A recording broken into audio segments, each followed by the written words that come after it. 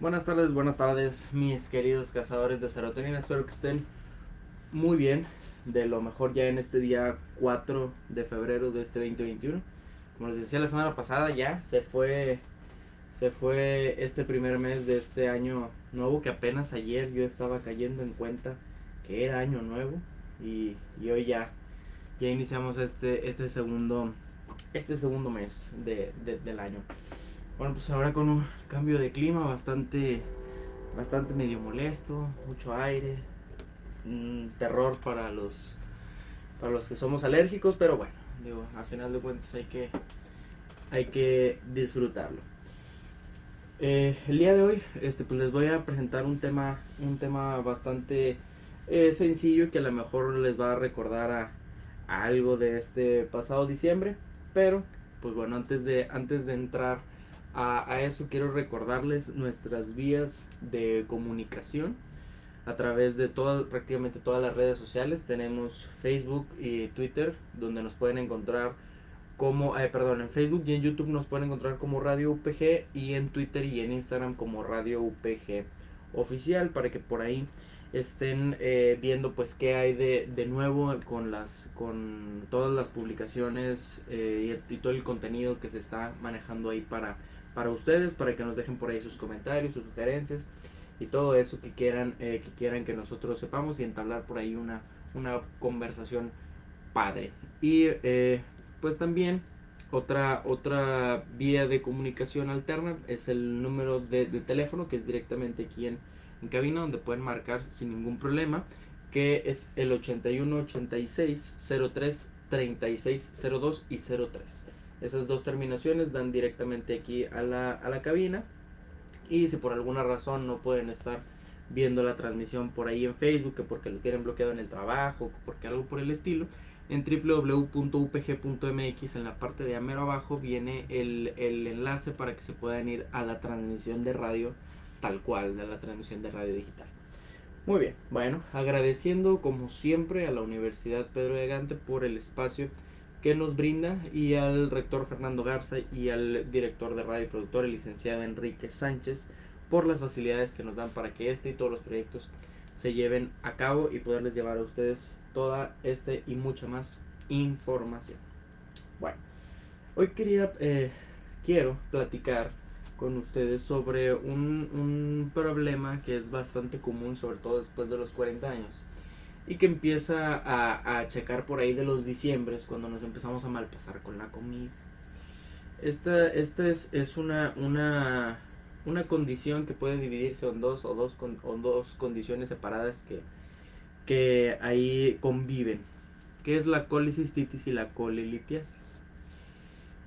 Por definición, la colicistitis y la colelitiasis son cosas diferentes, pero ahorita lo vamos a analizar en el cuadro clínico, y van a ver que por ahí pueden recordar algún día de diciembre que se malpasaron con el menudo y con todo lo demás. Entonces ahí recayó. Pero antes quiero comentar con ustedes algo que es bastante serio. Es difícil tener que hacer este tipo de notas, o pasar este tipo de información, porque pues no es algo agradable. Fuera de que sean personas del gremio, pues no es agradable para nadie, y es algo lamentable en cualquier contexto.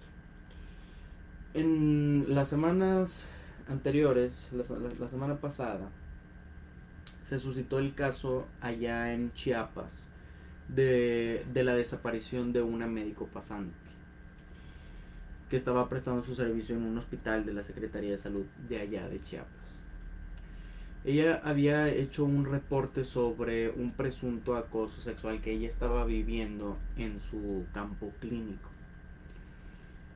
Este reporte fue pues desestimado por las autoridades, tanto de enseñanza del hospital como de la Secretaría de Salud por completo, porque se hizo el papeleo formal para que adquiriera el valor jurídico necesario. Se desestimó, se fue negligente con esta situación, y un tiempo después joven doctora aparece fallecida en un lugar ahí en Chiapas. Creo que como les decía, fuera de que porque sea alguien del gremio médico, de los profesionales de la salud, esta es una situación que obviamente no debe de pasar en ningún contexto y no debe de ocurrirle a ninguna mujer ni a ningún hombre en la vida. ¿Sí? Hubo otro caso de un médico interno en un hospital en el centro del país, no recuerdo exactamente si era en, en Ciudad de México o en el Estado de México, por ahí. Y con él lo que pasó fue que estaba en un área COVID sin equipo de protección personal adecuado, se lo traían con un cubrebocas más simple que este. Y el médico interno se empieza con síntomas, se enferma, se contagia, que era algo que obviamente iba a pasar porque no estaba protegido de manera adecuada. Se le comunicó que al departamento de enseñanza y se acudió a una valoración igual para cumplir con la burocracia que Secretaría de Salud exige. Pues no hubo respuesta, trámites burocráticos como siempre, que si las pruebas, que si esto, que si el otro. Total, desgraciadamente este compañero médico interno fallece de COVID. Aquí lo que sucede no es por desestimar las otras más de 100,000 defunciones que ha habido en nuestro país, sino que, como lo hablábamos desde el programa con la doctora Delia, no sé si recuerdan, México tiene una tasa de fallecimientos de profesionales de la salud por COVID muy alta. O sea, si la tasa de mortalidad general es muy alta, la de profesionales de la salud también. Estos dos problemas, tanto situaciones de acoso, tanto exposición de médicos internos y médicos pasantes, es una situación bastante compleja. Pero para ponerlos en contexto, una carrera de medicina normalmente dura 5 años y medio, 6, dependiendo de la universidad en donde la hagas. Al terminar tienes que hacer tu año de servicio social. La mayoría de las carreras tienen servicio social, pero hay algunas, por ejemplo las ingenierías y otras carreras que no tienen que ver con las ciencias de la salud, donde pueden incluso no haber acabado la carrera y estar haciendo su servicio social al mismo tiempo, en el que, no sé, digamos que son 10 semestres, pues octavo, noveno y décimo hacen su servicio o así.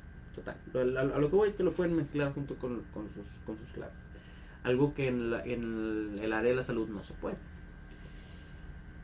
El servicio social, literalmente sacado de la ley de la norma del servicio social, es el trabajo de carácter temporal que se da para dar una retribución y que ejecutan los pasantes del área de la salud en interés de la sociedad y el interés del Estado. ¿Qué quiere decir esto en palabras campechanas?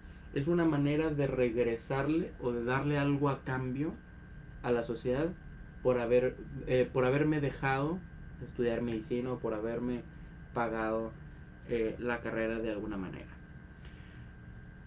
¿Por qué esto existe? No lo sé. A la sociedad, no, desde mi punto de vista, los profesionales de la salud y todos los profesionales que hacen servicio social no le debemos nada. A nadie nos regalan la escuela, ¿sí?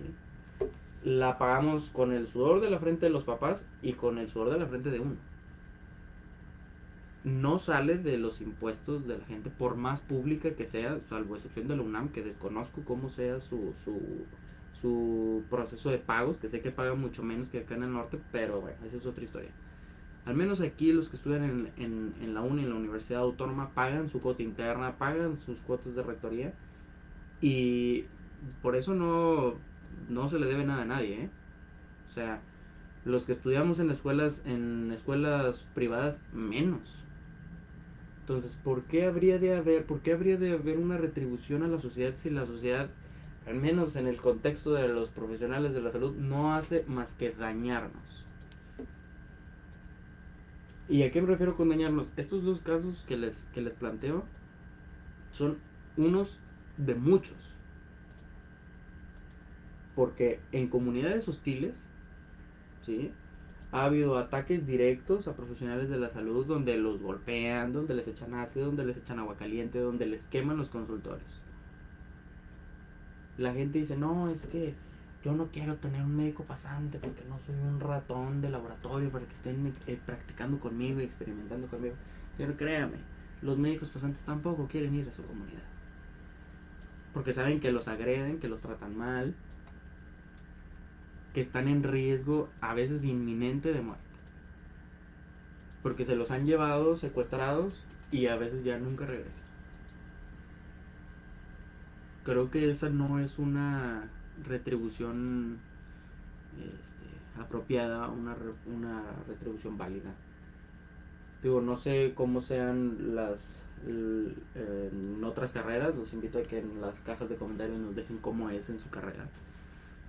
Pero al menos los profesionales de la salud, médicos, enfermeras, psicólogos, odontólogos, rehabilitadores, técnicos de cualquier tipo, técnicos en endoterapia, los paramédicos y todos los que se me estén escapando del área de la salud, los nutriólogos, todos los que se me estén escapando del área de la salud tienen que hacer un servicio social por ley. No es algo que, ay, déjame ver si quiero. No, es por ley.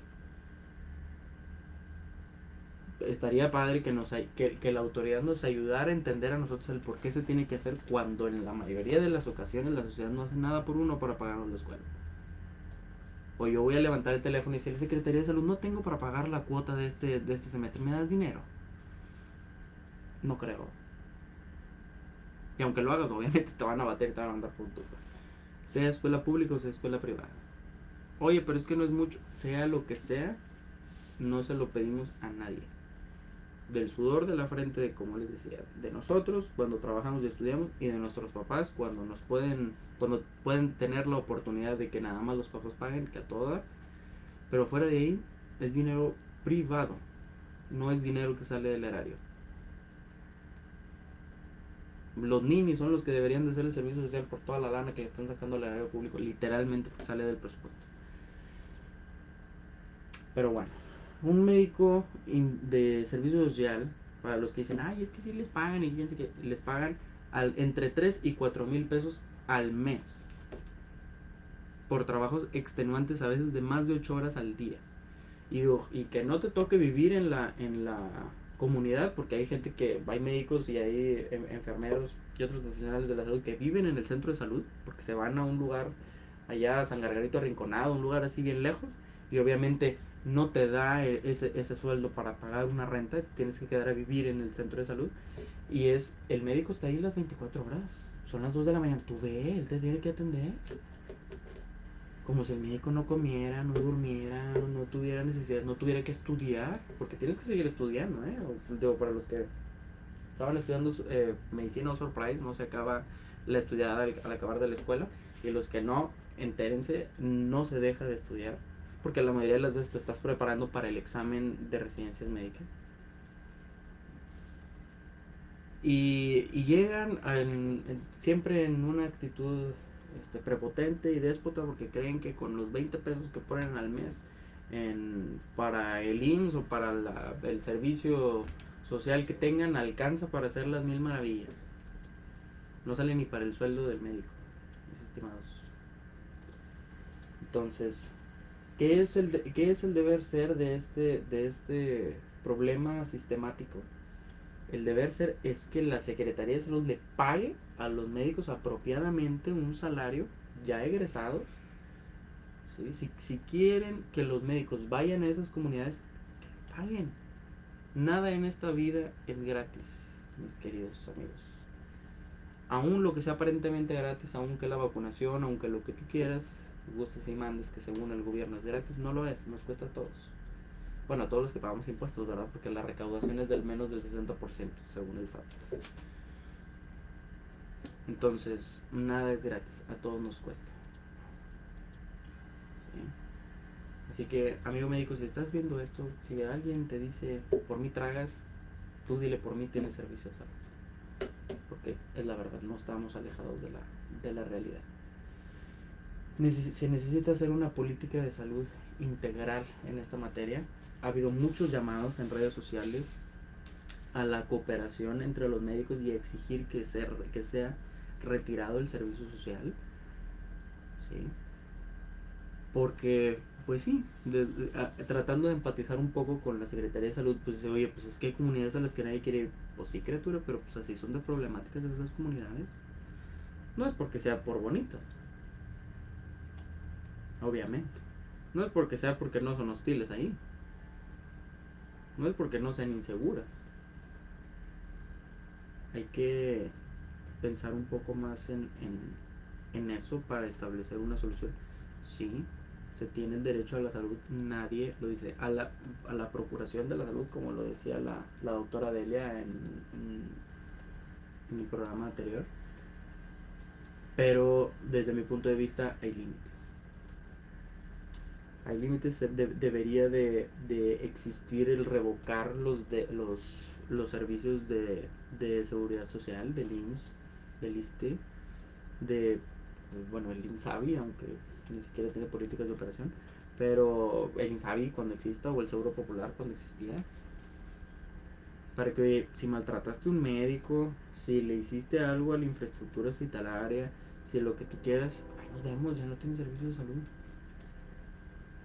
Así de simple. Nada más que, pues eso está complicado porque, pues es más la salud a veces es más una estrategia política. Porque si un gobernante dice, ¿saben qué? A quien sea malo con los médicos, le vamos a quitar el servicio de salud. Va a venir otro gobernante y va a decir, aunque seas malo con los servicios de salud, como quieras te va a dar. Y pues van a votar por él porque la gente es lo que quiere. Entonces, yo los invito a reflexionar. No con esto es mi intención, como salen por ahí ciertos comentarios en el Facebook y en estas redes sociales de es que los tratan como dioses y es que quién sabe qué. No, o sea, no es como que ay, somos dioses, ay, somos héroes, nada de eso. Los profesionales de la salud no somos eso. Sí tenemos una vocación que realmente muchas veces es lo que nos mantiene ahí ante situaciones tan complejas como esta. Porque ¿qué hubiera pasado si los médicos desde octubre del año pasado, donde ya estábamos hasta acá, más ahorita, pero desde octubre he dicho, ¿sabes qué? Ya está la coronilla, ahí quédense con sus pacientes y a ver qué pasa. ¿Qué hubiera pasado? No sé si lo hayan notado, pero los maestros hacen sus bloqueos cuando les da su gana. Los de los gimnasios andan ahí haciendo sus protestas, los de los restaurantes también. Todos andan haciendo ahí sus propuestas. ¿Cuántas propuestas de médicos han habido?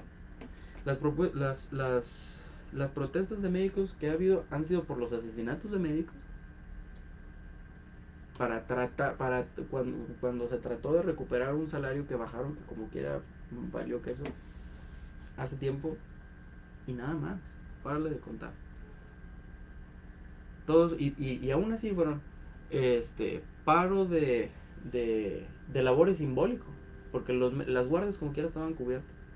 Sí, desde afuera del hospital estamos trabajando bajo protesta. Pues sí, pero estás cumpliendo con tu deber a final de cuentas.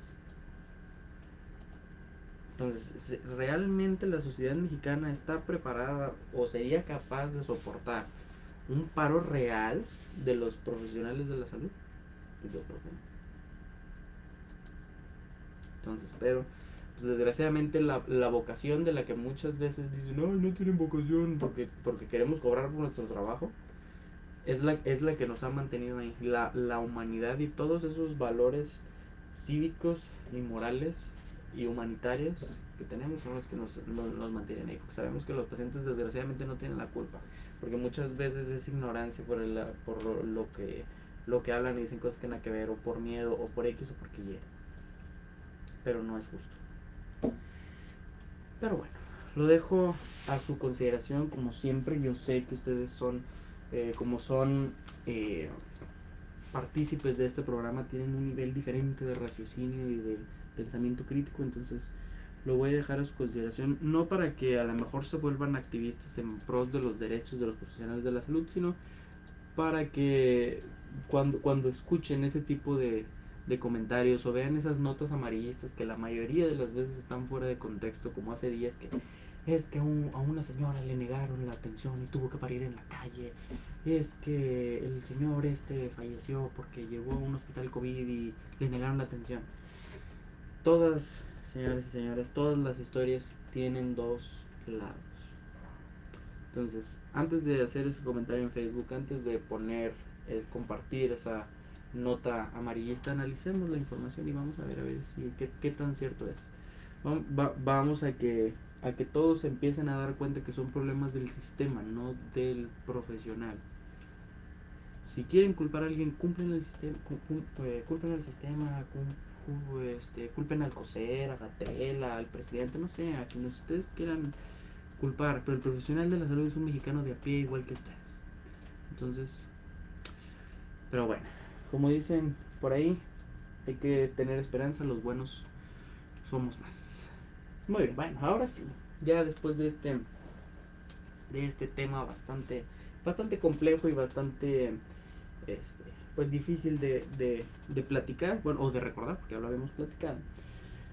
Vamos a hablar de esto. ¿A quién no le ha pasado que está comiendo por ahí un menudo, una barbacoa así los domingos, que hasta a veces tiene así las bolas de grasa y todo, y de repente da el cólico así abdominal a un lado del ombligo, así en el borde de las costillas, es como que ahí está el piso y vomitan y esto, que bueno, eso te los presento, si no se los han presentado, se llama cólico biliar. Si no se habían atendido nunca, se llama cólico biliar y normalmente pasa o sucede porque hay una inflamación de la vesícula biliar. Digo, puede ser por otras cosas, ¿verdad? Pero relacionado con la alimentación rica en grasas, la edad de mayor de 40 años y otros factores de riesgo que ahorita vamos a mencionar, va orientada hacia eso. Como siempre, tengo que recordarles que la información que proporcionamos aquí pues no equivale a una consulta médica, y es necesario que si se tiene cualquier molestia, cualquier dolor, acudan con su médico de manera presencial preferentemente. Entonces, ok, la vesícula biliar. ¿Qué es la vesícula biliar? La vesícula biliar es un compartimento en forma de saco, es un saco más bien, que está pegado en el hígado, en la parte posterior inferior del hígado, y tiene la función de almacenar la bilis. La bilis es un líquido que está compuesto de colesterol, sales biliares y bilirrubina, principalmente. Esa bilis proviene de la conjugación de la bilirrubina en el hígado, de la concentración de sales biliares y del colesterol que anda por ahí. Entonces el hígado fabrica esa bilis que tiene como fin ayudar a digerir las grasas. Entonces cuando hay un consumo de grasas, sean pocas o sean muchas, la vesícula biliar se contrae. Entonces, como estaba llena de bilis, pues ese líquido sale por un conducto que se llama conducto cístico. Después, ese conducto cístico se va a juntar con el conducto hepático y después van a formar un conducto común que se llama colédoco, que va a pasar por detrás por detrás y hacia un lado de la primera porción del intestino delgado, que es el duodeno, y se va a juntar con el conducto pancreático, que es el conducto de Wilson, y van a desembocar los dos en un orificio que se llama ámpula de Vater, que está precisamente en la pared del duodeno. Entonces ese líquido se va a vertir en esa porción del intestino. ¿Para qué? Para que las sales biliares, la bilirrubina y el colesterol emulsionen las grasas, empiecen a romper los enlaces y sea lo suficientemente pequeña la molécula para poderla metabolizar y poder asimilar las grasas. Entonces este es su funcionamiento normal. La bilirrubina viene de de la destrucción de los glóbulos rojos, ¿sí? Eso pasa en el vaso, los glóbulos rojos que ya están viejillos y quedan ahí en el vaso, se destruyen y la bilirrubina se suelta ahí a circulación, funge como transportadora en algunas ocasiones y para algunas circunstancias, llega al hígado, se conjuga y se mezcla con todo lo demás que ya hablábamos y se almacena por ahí en la vesícula.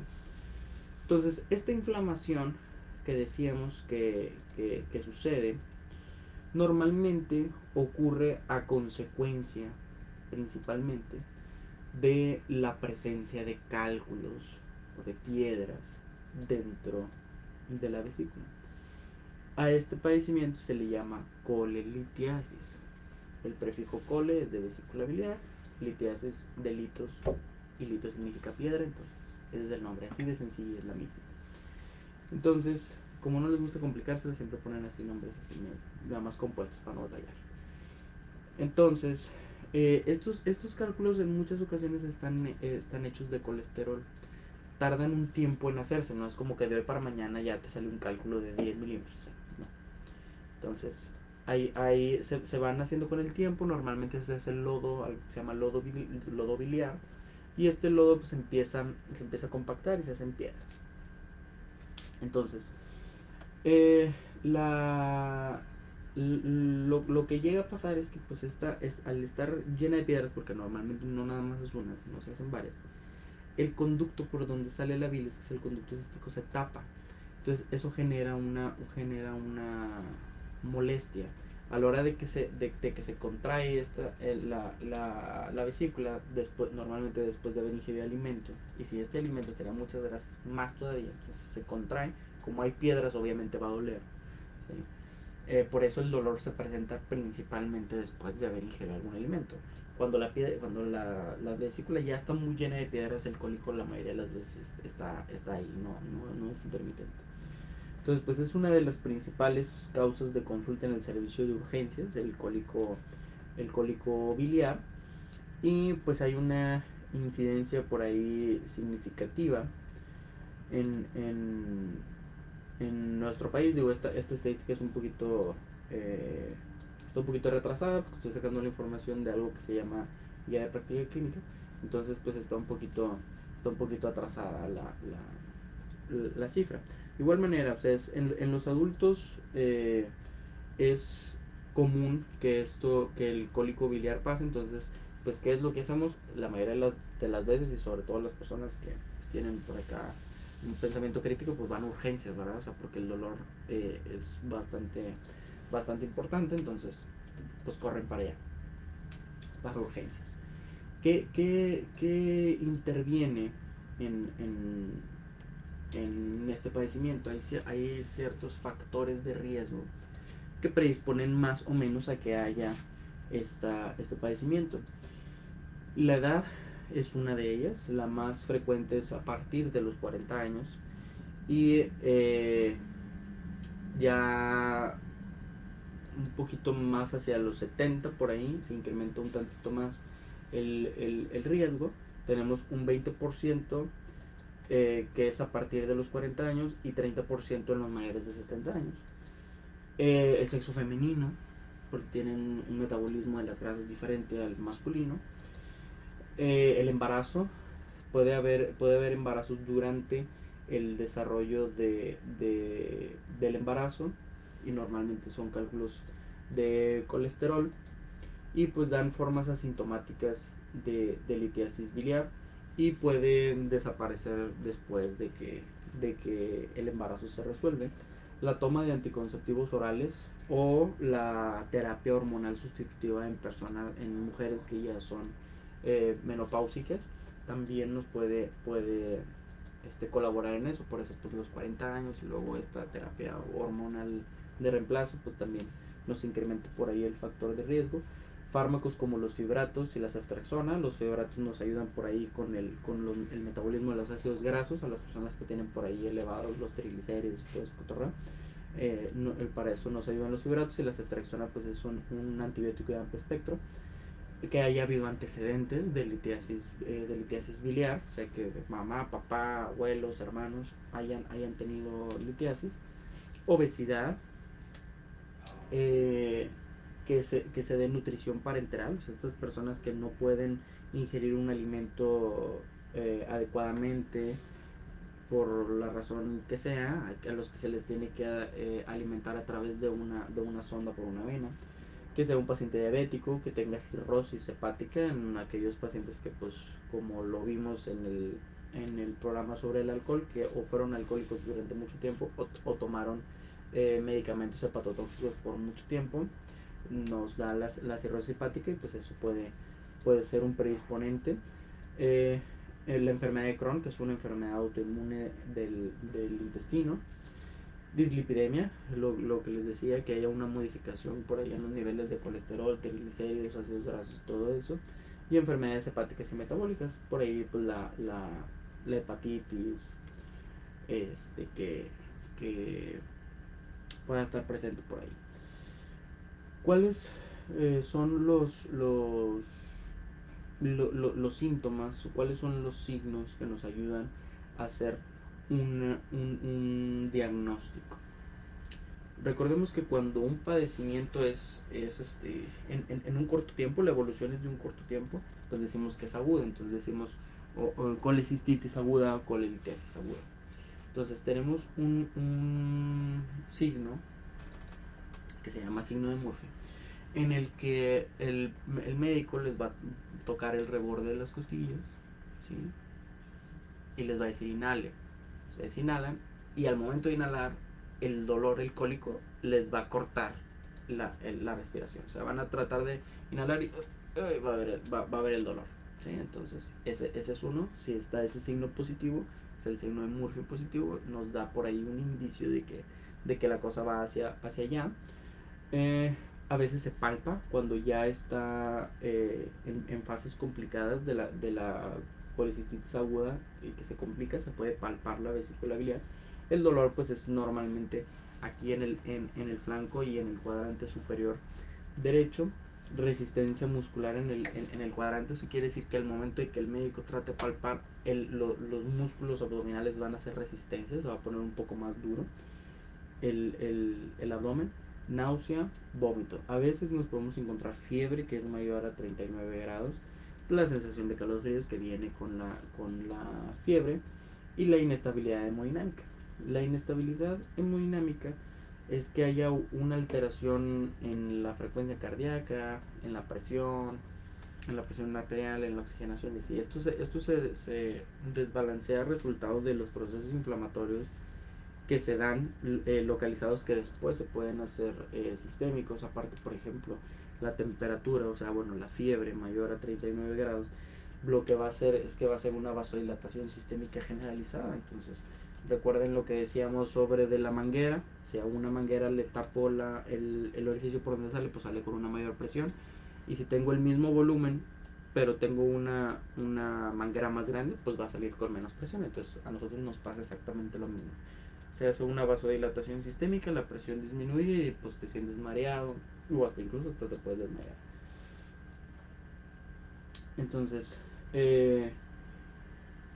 puede complicarse un poco más, o sea, al igual que con el apéndice o con los divertículos, se puede reventar, se puede romper la vesícula biliar. Entonces después da algo que se llama peritonitis, porque que es la inflamación de una membrana serosa que cubre nuestros órganos intraabdominales, que se llama peritoneo. Entonces esa cavidad es completa y absolutamente estéril. Entonces cualquier cosa que esté ahí que no deba de estar ahí lo va a irritar y nos va a dar una serie de signos más complejos, donde se va a aumentar la frecuencia en la que respiramos, en la frecuencia cardíaca, la presión se va a bajar más considerablemente y llevar al paciente a un estado que se conoce como estado de choque, donde hay una hipoperfusión sistémica generalizada. Entonces, si está dentro de lo normalito, dentro de lo que a la mayoría nos pasa, pues es el cólico biliar nada más, es el dolor, es el signo de Murphy que les dije positivo, la náusea y el vómito, que muchas veces son incontrolables. Puedes estar hablando y de repente nada, se viene el vómito y valió. La podemos clasificar eh, gracias a pruebas de laboratorio y pruebas ecográficas como leve, moderada y grave, o grado 1, grado 2 y grado 3 de colecistitis aguda. El diagnóstico diferencial pues es bastante amplio, hay un chorro de cosas que se le pueden parecer. Dentro de la medicina se hacen, siempre tienes que pensar en un montón de cosas. O sea, aunque el cuadro sea muy característico, tú tienes que pensar en otras probabilidades. ¿Sí? En que si el apéndice, o que si pancreatitis, o que si obstrucción intestinal, un montón de cosas. O sea, que vas a ir descartando conforme se te presenten los datos clínicos del paciente, los que vemos en ustedes, y los exámenes de gabinete y de laboratorio. No hay una prueba de laboratorio específica que nos diga, ay, sí, es colicistitis o es colitis de laboratorio. Entonces, se pide normalmente, y sobre todo cuando ya se va a preparar por ahí el paciente de cirugía, pues pedimos una biometría hemática, que es donde salen por ahí todas las células de la línea blanca y roja en un examen. Se ven esos parámetros para buscar infecciones y anemias y otras cosas. Proteína C reactiva, ese es otro estudio que normalmente cuando sale elevada nos habla de un proceso inflamatorio inespecífico, o sea, X, ya tú lo correlacionas, como les decía, con lo que se te está presentando clínicamente, y pues emites después un juicio. Si hay fiebre y hay sospecha de un proceso infeccioso sistémico, vamos a buscar hemocultivo. O sea, eso quiere decir que tomamos sangre y la ponemos en una caja de Petri con cultivo, y vemos si hay un crecimiento bacteriano ahí que nos sugiera que hay bacteremia, o sea, que hay bacterias circulando por ahí en circulación sanguínea, vale la redundancia, y o cultivo de secreciones si es necesario. La colecistitis y la colelitiasis, tal cual como les decía, no tiene un examen específico, pero nos puede hablar de la gravedad que haya ciertos valores modificados, como el nivel de las bilirrubinas, el nivel de la creatinina, el tiempo de protombina, que es un examen de la coagulación, la milasa sérica, para identificar si hay alguna otra complicación derivada de esto, que por ejemplo es debido a la contracción que ahorita les platicaba de la vesícula, que una de las piedritas salga de la vesícula, pasa por el conducto cístico y se vaya al conducto colédoco, que es el conducto unificado que ahorita les estaba platicando, que ahí ya nos va a dar una coledocolitiasis. Y pues da otra clase de sintomatología, y sobre todo otras complicaciones que pueden hacer todo pues más complejo y difícil de tratar. El examen por excelencia, el examen de imagen por excelencia que tenemos, realmente podemos hacer cualquiera, pero el más común es la ultrasonografía, el eco. Ese es el más utilizado. Tiene un 98% de sensibilidad, o sea, eso quiere decir que tiene un 98% de probabilidades de encontrar la patología positiva. Podemos hacer también, si quieren, una tomografía, ¿sí? Pero pues es más, inclusive si quieren hacer una resonancia, pero no es lo común, porque una ecografía te puede costar, no sé, 500 pesos, y una tomografía te va a costar 2000, y una resonancia magnética 3000 o 4000. No tiene sentido. Si te atiendes con un seguro de gastos médicos mayores, pues bueno, el seguro paga al final de cuentas, pero pues no es lo común cuando cuando con una ecografía simple lo podemos sacar. ¿Qué hallazgos hay? Pues que la pared de la vesícula se engrose a una cifra mayor o igual a 5 milímetros, que haya líquido alrededor de la vesícula. Eso también pues ya nos habla por ahí de que hay más cosas extrañas. El tratamiento de este padecimiento puede, puede ser a través de medicamentos que desde mi punto de vista muy personal no es como que lo primero, porque es muy molesto en el sentido de que el dolor la mayoría de las veces es muy intenso. Entonces, para yo darte un tratamiento tomado, eh, para ayudarte un tratamiento tomado que vas a tener que estar tomando durante 1 o 2 años, pues como que no es viable, ¿no? O sea, no es viable estar viviendo con ese dolor, más antibióticos, más esto. Si va a ser sobre todo reincidente, porque en muchas ocasiones la, la, la potencia de los analgésicos no es suficiente para poder tapar el dolor del cólico biliar. Y sobre todo los que tenemos en casa, que son los de libre venta, el paracetamol, el diclofenaco, el metamizol, todos esos, pues no va a ser suficiente. Entonces, vivir dopado por 2 años, pues a lo mejor no es tan adecuado. Se puede intentar, pues sí, destruir o reducir los cálculos con medicamentos, pero como les digo, no es desde mi punto de vista lo ideal, porque pues es modificar la calidad de vida del paciente, porque no lo vas a dejar hacer sus actividades adecuadamente, porque pues trae el dolor, trae la náusea, trae lo que sea, y está llenando de medicamentos, pues como que no tiene mucho sentido. Entonces, la, la solución que normalmente se da, pues es la solución quirúrgica. El, Se hace una colecistectomía, cole de vesícula biliar, tomía de extirpar. Entonces, colecistectomía pues es la extirpación de la vesícula. Se puede hacer abierta o se puede hacer laparoscópica. Hoy día ya es raro que te encuentres aún en el medio público, IMSS, cirujanos que quieran hacer la cirugía abierta, es decir, abrir por completo y escarbarle ahí y luego cortar y que no sé qué. Ya todo se hace a través de la paroscopía, o sea, divertículos, apéndices, vesícula, se hacen con laparoscopio. Es este aditamento muy padre que parecen así unas pinzas donde parece que está un robot trabajando dentro de ti.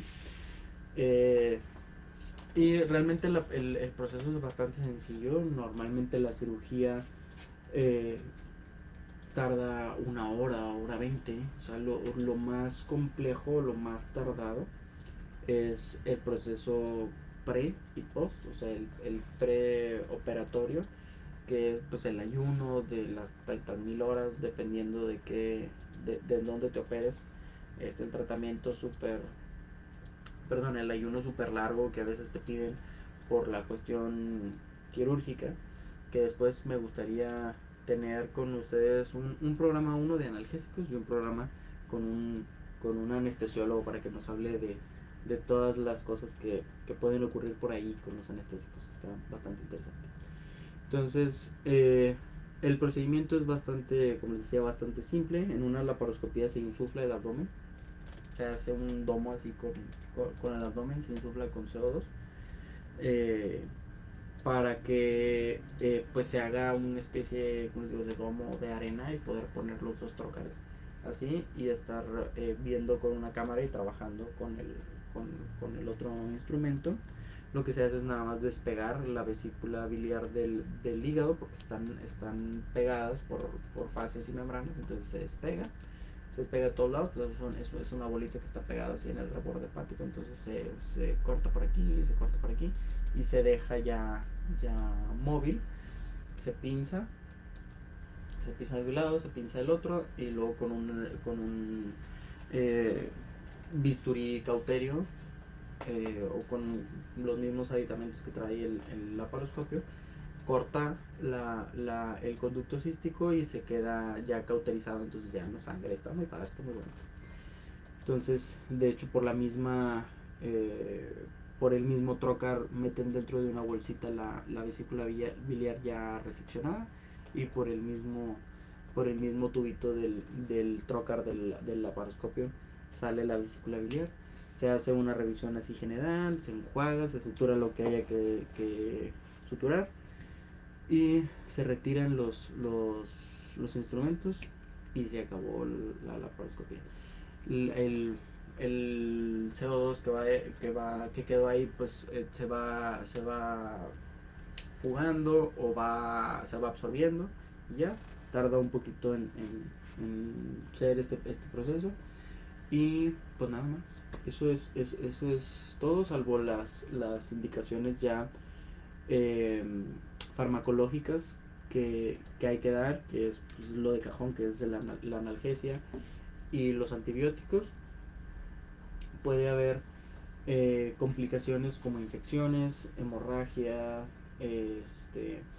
trombosis de venas profundas por el tiempo en el que el paciente se quede acostado, infección de tracto urinario, lesión del conducto biliar, lesión intestinal o lesión hepática, sobre todo cuando son el tipo de operaciones que les acabo de mencionar, que son la laparoscópica. Entonces a veces, no por impericia, sino porque en muchas ocasiones la saturación de los hospitales es mucha, entonces hay que pasar muchas cirugías y se hace todo muy rápido, entonces puede llegar a pasarse el detalle por ahí de que algún detallito y que se haya cortado el conducto del hepático común o algo por el estilo. Entonces son cosas que ya el cirujano valora en ese momento. ¿Cómo puedo yo, bueno, cuánto tarda en la recuperación? Aquí me lo recordó aquí por aquí la ficha. Una colecistectomía laparoscópica no complicada, el promedio de 14 a 21 días, por eso es más o menos lo que siempre dan de incapacidad, 21 días, 28 máximo. Y la colecistectomía abierta, 21 días.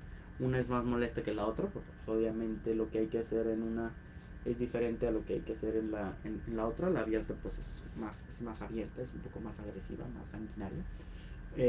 Pero nada más, el tiempo de recuperación es normalmente ese, máximo 21 días.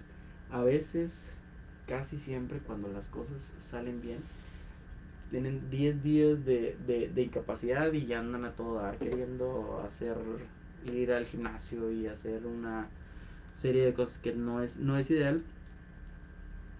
Pero pues es para que se den idea de que pues, no pasa nada. O sea, a lo mejor iban a disfrutar unos 11 días de vacaciones extra.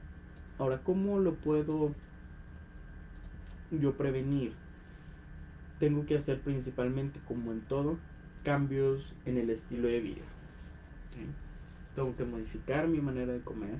La alimentación sana es indispensable. No se le puede privar al cuerpo de grasas, porque las grasas del colesterol nos ayudan en la síntesis de hormonas. ¿Sí? Entonces no podemos y no debemos privar al cuerpo de grasas. Entonces lo que tenemos que hacer es que sea una alimentación equilibrada, sana, balanceada. Hacer ejercicio apropiadamente, mantener un control de peso, porque ya sabemos que ese es otro factor de riesgo, y buscar asesorías cuando se esté en el climaterio, que son los días posteriores al inicio de la menopausia, y cuando queramos tener un método anticonceptivo que sea hormonal, tenemos que buscar la asesoría con un ginecólogo para que él nos diga cuál es la mejor opción si nosotros ya tenemos por ahí factores de riesgo de desarrollar la colelitiasis o la colicitis aguda. Entonces que él nos pueda decir cuál es la mejor opción para no irle agregando literalmente más piedritas ahí a la bolsita. Muy bien. Entonces eso fue la colecistitis y la colelitiasis. Digo, yo espero que no la padezcan. Si la padecen, espero que este contenido los deje un poco más tranquilos, de saber que es algo tranquilo, que no va a pasar nada y que todo va a salir bien. Y si no les ha pasado, pues que se cuiden. Ahora que ya saben cómo hacerlo, qué lo detona y qué lo previene, ya no hay excusa.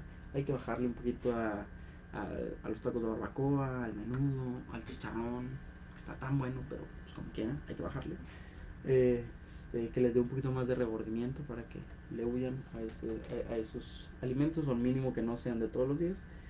Y pues como esta, otras enfermedades también se las van a estar previniendo.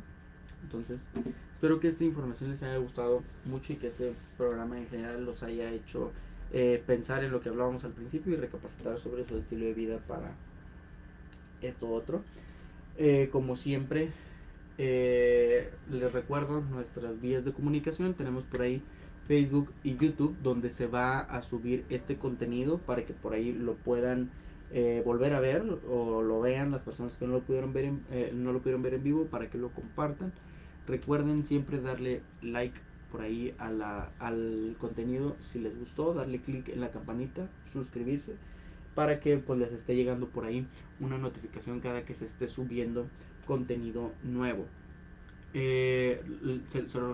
No me acuerdo si lo dije o no lo dije, pero es Radio UPG, y tenemos Twitter e Instagram como Radio UPG Oficial, donde se suben por ahí las fotos de todo lo que va sucediendo por aquí, donde se puede tener una interacción acá más padre.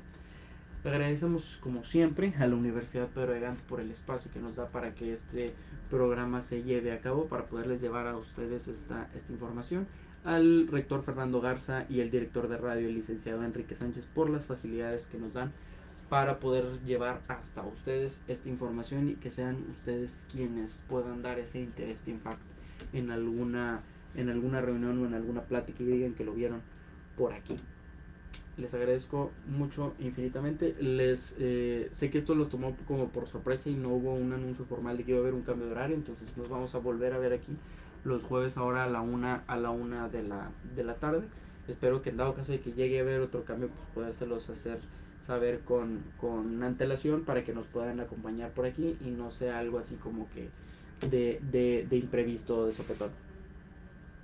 Muchísimas gracias. Me despido no sin antes recordarles, como siempre, que todo lo que hagan, siempre, todo sea por su salud. Nos vemos la próxima semana.